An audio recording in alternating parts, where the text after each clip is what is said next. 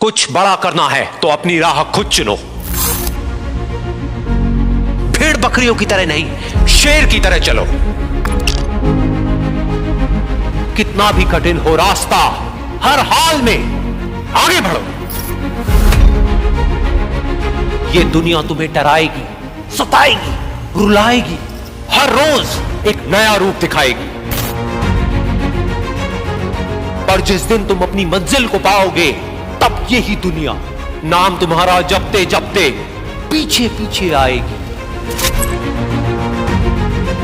बड़ी से बड़ी रुकावट को समझदारी से पार करो। अपने अंदर की कमजोरी पर पूरी ताकत से वार करो। छोटी पड़ जाए हर एक चुनौती, ऐसे खुद को तैयार करो। कुछ पाना है तो कुछ खोना होगा, हंसना है तो रोना होगा, चमकना है अगर सोने की तरह तो आग में खुद को तपाना होगा। बदलना चाहते हो अपनी जिंदगी तो सबसे पहले खुद को बदलना होगा। भूल जाओ तुम कौन हो, बस एक बात को याद रखो, सबसे पहले है अपना काम, बाकी सब उसके बाद रखो। तुम्हारी पुरानी आदतें तुम्हें नीचे गिराएंगी, थोड़े से मजे के बदले तुम्हारा सब कुछ लूट कर ले जाएगी। लेकिन तुम इस जाल में मत फंसना, अपना ध्यान सिर्फ और सिर्फ अपने लक्ष्य पर रखना। तुम्हारा लक्ष्य है खुद को बेहतर करना और इस दुनिया के लिए एक मिसाल कायम करना। खुद को किसी से कम मत समझना, तुम में भी कुछ बात है, कुछ करने के जज्बात हैं। ठान लिया तो नामुमकिन कुछ भी नहीं, बदल दो जो हालात है। उठो और आगे बढ़ो, बिना थके बिना रुके बस चलते चलो। इसमें ना रत्ती भर भी शक है, कामयाबी तुम्हारा हक है।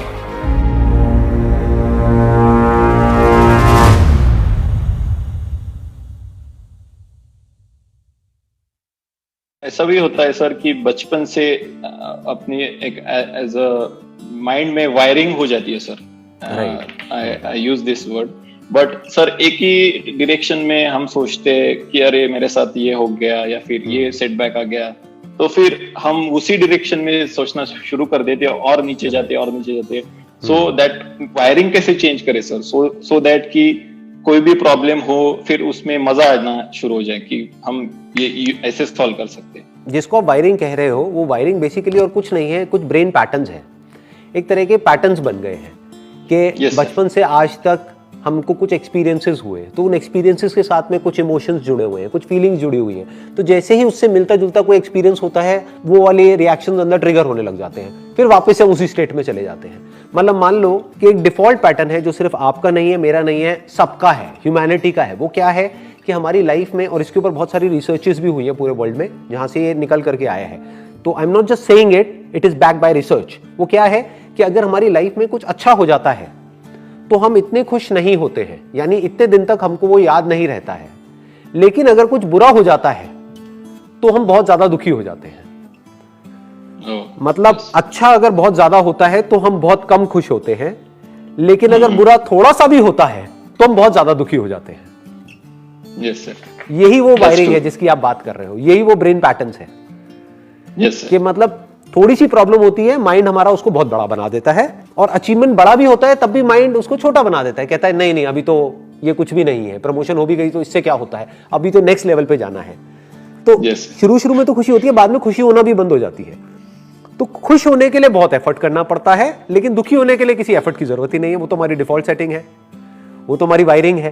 तो अब क्या करना है इस वायरिंग को चेंज करने के लिए, या इन ब्रेन पैटर्न्स को चेंज करने के लिए? सबसे पहली चीज जो आपको विश्वास करना होगा मेरी इस बात पे, जो बात मैं अभी बोलने वाला हूं, वो क्या है कि इन ब्रेन पैटर्न्स को चेंज किया जा सकता है।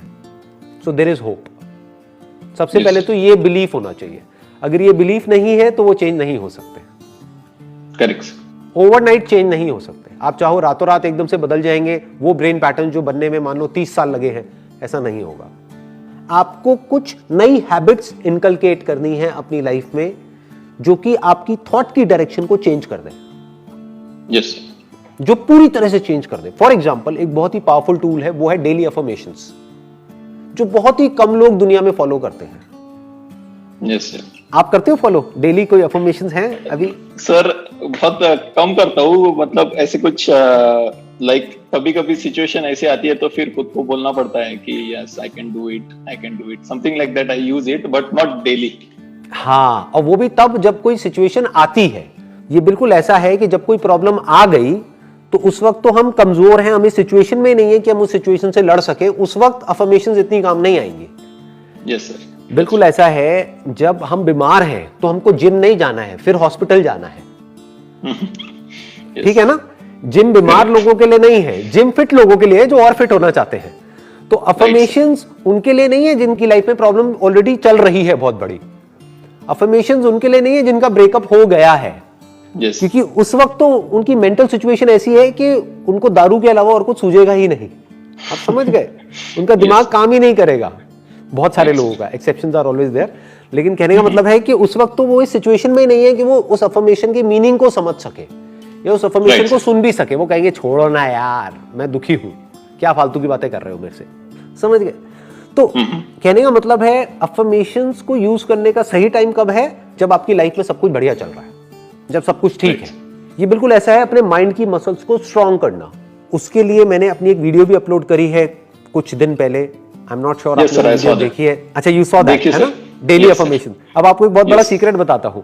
वो वीडियो मैंने एक्चुअल में आप लोगों के लिए नहीं बनाई, यानी वो लोग जो मुझे वीडियो में देख रहे हैं आप लोगों के लिए नहीं बनाई। वो वीडियो मैंने खुद के लिए बनाई है। वो जो अफर्मेशंस है उसको मैं खुद डेली सुनता हूं, क्योंकि मैंने नेट पे बहुत ढूंढा, मेरे को ऐसी कोई वीडियो नहीं मिली जिसमें कि अफर्मेशंस कोई ऐसी हो जिसमें सब कुछ इंक्लूड हो रहा हो और सिर्फ पॉजिटिव वर्ड्स यूज हुए हो, नेगेटिव वर्ड्स ना यूज हुए हो। क्योंकि नेगेटिव वर्ड आते ही वो अफर्मेशन बेकार हो जाती है। आप समझ गए? तो मेरे को कोई ऐसी चाहिए थी जिसमें एक एनर्जी हो, जिसको मैं डेली सुबह सुनूं 5 मिनट के लिए और एनर्जाइज हो जाऊं, एक मेरी मेंटल स्टेट चेंज हो जाए सुबह उठते ही। तो वो अफर्मेशंस मैंने खुद के लिए बनाई है। तो अगर उन अफर्मेशंस को आप डेली सुनते हो अगले 21 दिन तक भी, एक बार करके देखना जो बात मैं कह रहा हूं, कि डेली सुबह उठते ही सबसे पहले मतलब अपने डेली के दिन के जो काम है वो करे, उसके बाद में सिर्फ 5 मिनट की वो वीडियो है, एक बार उसको सुन लो वॉल्यूम तेज करके, अपने ईयरफोन्स लगा करके, and just listen to it, आराम से आंख बंद करके एक जगह पे बैठ करके, और फिर देखो 21 दिन बाद क्या होता है। आपकी जो ब्रेन की वायरिंग है ना, जो आपने वर्ड यूज किया वायरिंग, ब्रेन पैटर्न्स, उसमें चेंजेस हो जाएंगे। Nice sir. मतलब ये जो बातें कही जाती है ना हमारे घर में, वो बेवजह नहीं है। जैसे बोलते हैं कि शुभ शुभ बोलो, उसके पीछे बहुत बड़ी वजह है। आप कहते हो कि हम अफर्मेशंस को यूज नहीं कर रहे हैं, बट हम करते हैं। बट फर्क क्या है? हम नेगेटिव अफर्मेशंस को यूज कर रहे हैं। Right sir. आप जाने अनजाने अपने अंदर ही अंदर सुबह उठते ही बोलते हो, अरे यार आज फिर से ये करना पड़ेगा, अरे यार आज तो ये प्रेजेंटेशन देनी है, अरे यार ये क्या हो गया, yes, आज तो फिर जाना पड़ेगा, मंडे आ गया यार। समझ? Right sir. आप जाने अनजाने अफर्मेशंस को यूज कर रहे हो। अफर्मेशन मतलब कि अपने आप को कुछ बोल रहे हो, बस फर्क क्या है कि आप कुछ नेगेटिव बोल रहे हो। अब मैं क्या कह रहा हूं कि कुछ पॉजिटिव बोलो। जो शुरू में बोलना आपको थोड़ा अजीब भी लगेगा, विश्वास भी नहीं होगा, आप कहोगे नहीं नहीं मेरा दिन अच्छा कहां है, मेरा दिन तो बुरा है।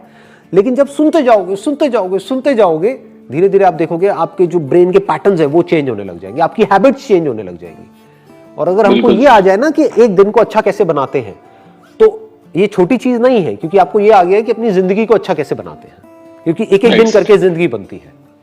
Right sir. लोग इसको अंडर एस्टिमेट करते हैं इन बातों को। लोग क्या चाहते हैं कि एकदम से ही मेरी लाइफ चेंज हो जाए। एकदम से नहीं होती है। एक एक दिन करके आप अगले 1 महीने तक अपने 1 महीने को ठीक कर लो। अगर ये आपको आ गया और फिर इसको कंसिस्टेंटली आप कर पाओ, तो आपकी पूरी लाइफ एक अलग डायरेक्शन में चली जाएगी। सर पहला सवाल मेरा ये है आपसे कि सर अगर किसी इंसान पर, सर स्पेशली किसी लड़की पर, सर उसके पूरी फैमिली की रिस्पॉन्सिबिलिटी हो, तो सर कैसे वो अपने खुद के फ्यूचर पे फोकस करें? जब रिस्पॉन्सिबिलिटी आती है हमारे ऊपर, तो हम पहले से स्ट्रांग ही होते हैं। जैसे हमें कई बार लगता है कि यार ये रिस्पॉन्सिबिलिटी आ गई है, हमारे लिए अच्छी नहीं है, लेकिन सोचो अगर आपके ऊपर कोई रिस्पॉन्सिबिलिटी नहीं होती तो क्या आप इतना अचीव कर पाते जितना अभी तक आपने अचीव किया अपनी लाइफ में? बिल्कुल सर। तो आप ये समझिए कि जब रिस्पॉन्सिबिलिटी हमारे ऊपर आती है तो क्या होता है, हम अपनी लिमिट्स को पुश करते हैं, हम ऐसा कुछ करते हैं जो हम नॉर्मल सर्कमस्टांसेस में शायद नहीं करते। शायद आप मोबाइल पे बैठ करके कहीं टाइम पास कर रहे होते, आज आप एक अपने बेस पर आप एक काम कर रहे हैं, खुद को ही नहीं सिर्फ अपनी फैमिली को भी सपोर्ट कर रहे हैं। ये याद रखना है कि रिस्पॉन्सिबिलिटी बुरी नहीं होती है, रिस्पॉन्सिबिलिटी अच्छी होती है, और यंग एज में आ जाए तो बहुत ही बढ़िया है। वो कई बार हमको लगता है कि नहीं हमारे लिए बुरी है, बट एक्चुअल में अच्छी होती है लॉन्ग टर्म में। और बताइए आपका अगला क्वेश्चन क्या है, what is the next question? हाँ सर, मेरा दूसरा क्वेश्चन ये है आपसे कि सर कर्ज लेकर के शादी करना सर क्या सही है, जैसा कि सर इंडिया में होता चला आ रहा है? बिल्कुल गलत है, बिल्कुल नहीं करना चाहिए। ये सही हो कैसे सकता है? ये तो बेवकूफ़ी है। और स्पेशली कर्ज लेकर के शादी करना मतलब क्या कि आपकी कैपेसिटी नहीं है उतना स्पेंड करने की, फिर आप लोन ले रहे हो और किसी की शादी के लिए और दिखावे के लिए। किसको दिखाना है और क्यों दिखाना है? इससे बेटर है कि आप कोर्ट मैरिज करो। यस सर, मेरी भी यही थिंकिंग है कि कोर्ट मैरिज होनी चाहिए। लेकिन सर जैसे मेरी यंगर सिस्टर है, यंगर ब्रदर है, तो सर मैं उनके लिए भी सोचती हूँ कि चलो मैं तो कोर्ट मैरिज करके सर मैं खुश रह लूंगी, लेकिन क्या उनके लिए भी ऐसे ही सही है? जब आप खुद कोर्ट मैरिज करेंगे तो आप एक एग्जाम्पल सेट कर रहे हैं उनके लिए भी, तो उनको भी करने में क्या दिक्कत है? अगर आप लोग फाइनेंशियली अफोर्ड नहीं कर सकते तो अननेसेसरी अपने ऊपर प्रेशर क्रिएट क्यों करना है? देखो एक चीज हमेशा याद रखना, किसी को प्यार करने का मतलब ये नहीं होता है कि हम उनकी सारी ख्वाहिशें पूरी करें। Yes sir, that's true. मतलब किसी को अपने ऊपर डिपेंड कर देना, ये नहीं है प्यार का असली मतलब। प्यार का मतलब ये है कि उनकी अपनी लाइफ है और उनकी अपनी जो स्ट्रगल्स हैं वो उनको खुद उससे बाहर आना है, खुद उनको देखना है। ये नहीं कि पूरा का पूरा बर्डन उठा करके आप पे डाल दिया। क्योंकि आपके पहले क्वेश्चन से मैं थोड़ा सा आइडिया लगा पा रहा हूँ कि एग्जैक्टली सिचुएशन क्या चल रही है, तो उसके बेसिस पे मैं ये बात कह रहा हूँ। मैं आपको एक छोटी सी कहानी सुनाता हूँ, उसको आप देखना, थोड़ा समझने की कोशिश करना। एक बार क्या होता है, एक बटरफ्लाई अपने उससे बाहर निकल रही होती है, अपने कोकून से बाहर निकल रही होती है। तो एक आदमी वहां पर देखता है, तो उसको देख करके उस बटरफ्लाई पे तरस आ जाता है। वो कहता है कि यार ये बेचारी इतनी कोशिश कर रही है, निकल नहीं पा रही है, तो क्यों ना मैं इसकी थोड़ी सी मदद कर दूं। तो वो क्या करता है, उसको फाड़ देता है जिससे कि वो आराम से बाहर निकल सके। तो बटरफ्लाई बाहर तो निकल जाती है, लेकिन वो जिंदगी भर उड़ नहीं पाती है, क्योंकि उसकी जो बॉडी है वो सूज जाती है और उसके विंग्स छोटे रह जाते हैं। उसके विंग्स में इतनी पावर नहीं होती कि वो उड़ सके। तो बेसिकली क्या होता है कि वो जो बटरफ्लाई स्ट्रगल कर रही थी, वो उसकी अपनी स्ट्रगल थी। वो स्ट्रगल उसके लिए जरूरी थी, जिससे कि जब वो फड़फड़ाती या फिर वो एफर्ट लगाती तो वो सारा जो फ्लूइड था वो उसकी बॉडी में से निकल करके उसके विंग्स में चला जाता, और फिर वो उसको तोड़ करके, उसमें इतनी पावर आती कि वो उस कोकून को तोड़ करके उसमें से बाहर निकल पाती और उड़ पाती। लेकिन इस पॉसिबिलिटी को ही उस आदमी ने खराब कर दिया जिसको उस बटरफ्लाई पे तरस आ गया। तो कभी भी किसी के लिए हमको इतना नहीं करना चाहिए कि उनकी लाइफ ही खराब हो जाए या फिर वो खुद कुछ ना कर पाए। आपको एक लेवल तक ही सामने वाले को सपोर्ट करना चाहिए, उसके बियॉन्ड अगर हम उनको सपोर्ट कर रहे हैं तो वो उनके लिए अच्छा नहीं है, उनके लिए बुरा है, क्योंकि हमने उनको डिपेंड कर दिया है अपने ऊपर। हम उनका फायदा नहीं कर रहे, उनका नुकसान कर रहे हैं। बिल्कुल सही। जैसे हमने स्ट्रगल करी है, जैसे आपने स्ट्रगल करी है, वैसे ही आपके भाई बहनों को भी स्ट्रगल करनी ही पड़ेगी अगर उनको लाइफ में कुछ अचीव करना है। तो ये उनको क्लियर होना चाहिए। ये नहीं कि आप ही उनका पूरा का पूरा भार उठाओ पूरी जिंदगी के लिए, ये अच्छा नहीं है उनके लिए। This is not good for them, this is not good for you. मेरी इस बात को मैंने इशारे में कहा है, लेकिन हो सके तो आप समझिएगा और अपनी लाइफ से रिलेट करिएगा। कुछ आइडिया मिला आपको मेरी इस बात से? कुछ कनेक्ट किया आपने? हाँ जी सर, बिल्कुल बिल्कुल सर, स्पष्ट हो गया, क्लियर हो गया सर। एक बार की बात है, एक गुरु अपने सभी शिष्यों के साथ नदी किनारे नहाने के लिए गए। सुबह सुबह का वक्त था। गुरुजी नदी के किनारे पर जाकर के बैठ गए। अब गुरुजी को बैठा देख सभी शिष्यों को लगा कि उन्हें भी अपने गुरु के अनुसार कुछ देर के लिए बैठ जाना चाहिए। गुरुजी बस निरंतर नदी को ही देखते रहे और सभी शिष्य ये देखकर थोड़े से हैरान और परेशान होने लगे। सुबह से शाम हो गई, पर गुरुजी नदी में उतरे ही नहीं, बस नदी को ही देखे जा रहे थे। सभी शिष्य इस दृश्य को देखकर बड़े व्याकुल हो गए, पर गुरुजी के सामने कौन बोले, ये सोचकर सभी चुप बैठे रहे। लेकिन एक शिष्य के सब्र का बांध टूट गया। उसने बड़े ही प्रेम से गुरुजी से पूछ ही लिया, गुरुजी, हम नदी में कब उतरेंगे? आप किसका इंतजार कर रहे हैं? तब गुरुजी ने उसकी ओर देखा और कहा, जब इस नदी का बहाव बंद हो जाएगा तब हम इस नदी में उतरेंगे। सभी शिष्य उनका ये जवाब सुनकर हैरान रह गए। वो एक दूसरे को देखने लगे। बात उनकी समझ में नहीं आ रही थी। फिर एक और शिष्य ने गुरुजी से अपनी शंका व्यक्त करते हुए कहा, पर गुरुजी ऐसा तो कभी हो ही नहीं सकता। ये नदी है, इसका बहाव बंद कैसे हो सकता है? ये नामुमकिन है। फिर गुरुजी थोड़ा सा मुस्कुराए और बोले, यही है आज की शिक्षा। ये जिंदगी बिल्कुल इस बहती हुई नदी के जैसी है, जो कभी किसी के लिए नहीं रुकती, निरंतर बहती रहती है और आगे बढ़ती रहती है। अब मर्जी तुम्हारी है कि तुम नदी के साथ आगे बढ़ते हो या फिर एक ही जगह पर डर कर, हार कर, घबरा कर बैठे रहते हो। इस नदी की बहती हुई लहरें बदलते हुए वक्त की तरह है, और वक्त चाहे जैसा भी हो, अच्छा या बुरा, बदलता जरूर है।